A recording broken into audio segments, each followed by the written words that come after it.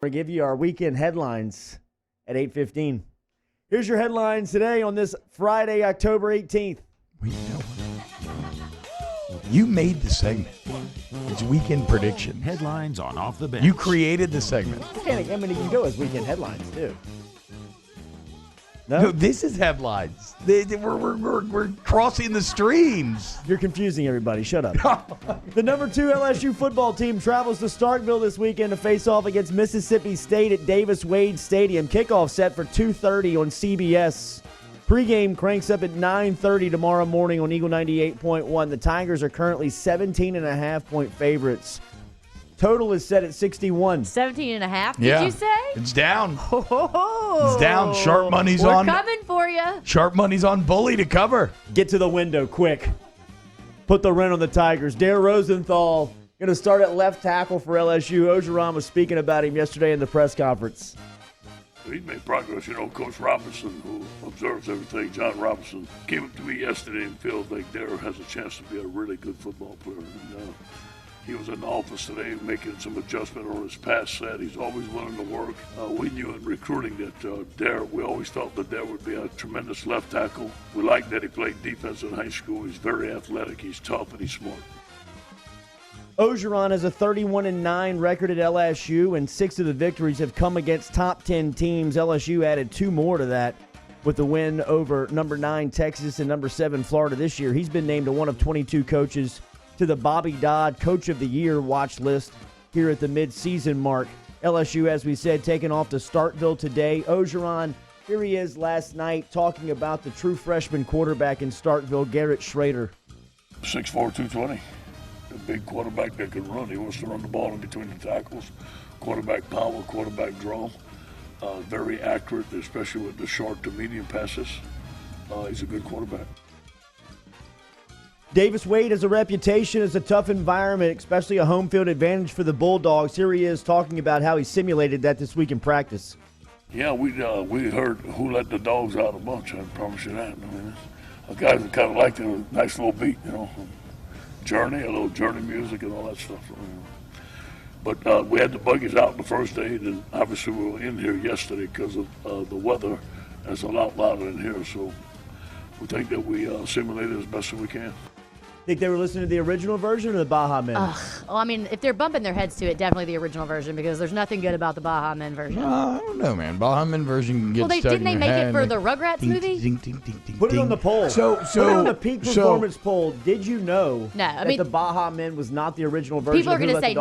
Well, I mean, don't answer the poll for them. Put it on the poll. So apparently, though, you literally can't find the original on iTunes. I didn't know it. No. Well, so the origins, after you told me this the other day, I looked up an article about it. Now, I got bored after the first paragraph, and so I didn't read the article. But the headlines and the gist of the article is that there's actually a ton of debate over the origins of who let the dogs out. Like 20 years worth of debate. What I'll say is that our official version is the Chuck Smooth version, whether it was first or not. Okay, I did not know that. The Mississippi State official version, not the Baja Men. Not nearly enough steel drum for me. I'll take the Baja Men any day. Running back Alvin Kamara and tight end Jared Cook remained absent from the Saints practice on Thursday. Both could be in jeopardy of missing Sunday's game in Chicago if they don't return to the practice field by Friday. Here is Sean Payton talking about his defense over the last month. Well, look, I think to some degree it started early in the season. I mean, when you look at the half of football we played up in L.A., even in a loss at halftime, we had played tremendously well, and we weren't able to hold on or possess the ball as long offensively, but I think you saw it carry over into Seattle, which is a tough road place to win, and our league is no different than any other sport. You gain your confidence during the games themselves, and you make your improvements, and I think we've been able to do a good job of that. Patrick Mahomes had his dislocated right kneecap put back into place in the second quarter last night against the Denver Broncos. Mahomes left, didn't return. Kansas City was able to snap their 2-game skid with a 30-6 beatdown of the Denver Broncos on Thursday Night Football. Tyrann Mathieu had 5 tackles for the Chiefs, and Darrell Williams had 2 catches for Kansas City. Last night in Major League Baseball, George Springer and Carlos Carrera each hit 3-run home runs, and the Astros got another wild ace off the hook to beat the disheveled New York Yankees 8-3 Thursday night. The Astros lead the AL Championship Series 3-1 putting the 2017 World Series champs a step away from a showdown with NL champion Washington Nationals. Game 5 tonight from Yankee Stadium. Last night, Alex Bregman 1 of 4 with 2 runs. DJ LeMahieu 2 for 4 last night at the plate, but too bad errors in the field for LeMahieu. New Orleans Pelicans star Zion Williamson has right knee soreness that will keep him out of the final preseason game tonight. They're in New York taking on the Knicks. Here is Woj on SportsCenter talking about the rookie for New Orleans. Well, I'm told this is not your normal preseason rest, that there is knee soreness and they want to get it evaluated and that we're going to know more in the next 24 hours. But Zion Williamson stayed back in Louisiana. The team's in New York playing tomorrow night at the Garden. And so we'll know more, but they're certainly going to be extra cautious with Zion Williamson at this early juncture in his career. And he's going to get some testing done on that right knee soreness. Gross. All right, everybody calm down. Everybody Gross. calm down. There's no reason to freak out. I freaking out. texted Jake Madison. He said he's about a 2.5 out of 10, that he's okay. That kind of what he's heard is that I hate the 2.5. that it's precautionary.